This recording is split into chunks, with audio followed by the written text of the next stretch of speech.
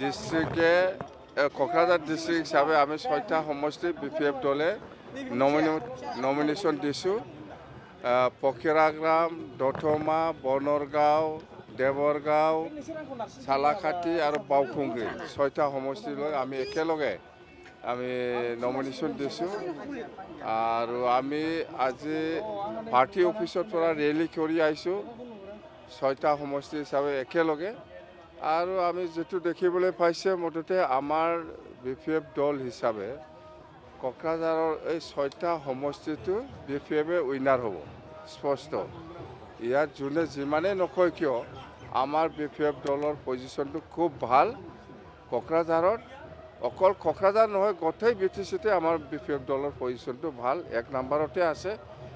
আৰু ইয়াৰ ভিতৰত কোকৰাঝাৰে মানে হাইষ্ট মানে লেভেলত সবচেয়ে বেছিকৈ ভোট লৈ পেলাই আমি জিকিব।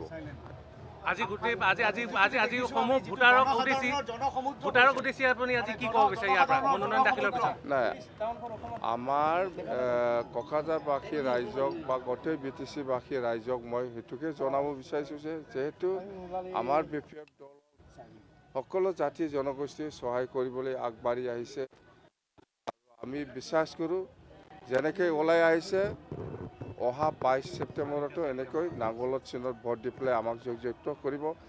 আৰু সকলো জাতি জনগোষ্ঠীয়ে আশা লৈ পেলাই আমাৰ বিপিএফ দলত বিশ্বাস কৰি মানে আমাক সহায় কৰিবলৈ আগবাঢ়ি আহিছে। নাই, আমাৰ বিপিএফ দলৰ সমৰ্থন মানে আমি যিটো বিচাৰিছে ইয়াতকৈ সাৰপ্লাছ এক্সেছ মানে এক্সেছ ওলাই আহিছে। আৰু আমি যেনেকুৱা ধৰণত জিকিব লাগে ইয়াতকৈ বেছি মানে জনসংখ্যা লৈ পেলাই ভোটাৰ লৈ পেলাই আমি জিকিম, এইটো স্পষ্ট। খাম্পাক ভোট দিয়া মানুহ নাই, খাম্পাকে ইউপিপিএলে হাৰাবৰ কাৰণেহে কেণ্ডিডেট দিছে।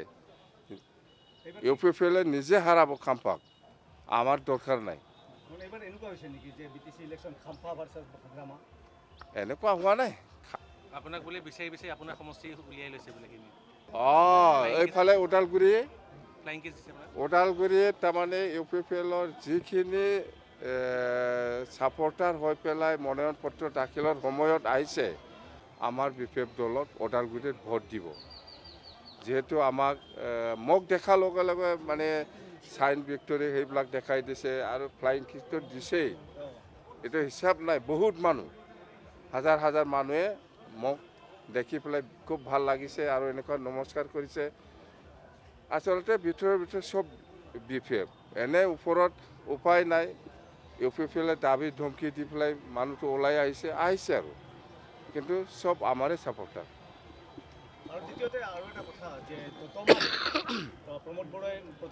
নাই, দথমাত প্ৰমোদ বড়োৰ কাম নাই। দথমা প্ৰমোদ বড়োৰ কাম নাই, আমাৰ দলে জিকিব।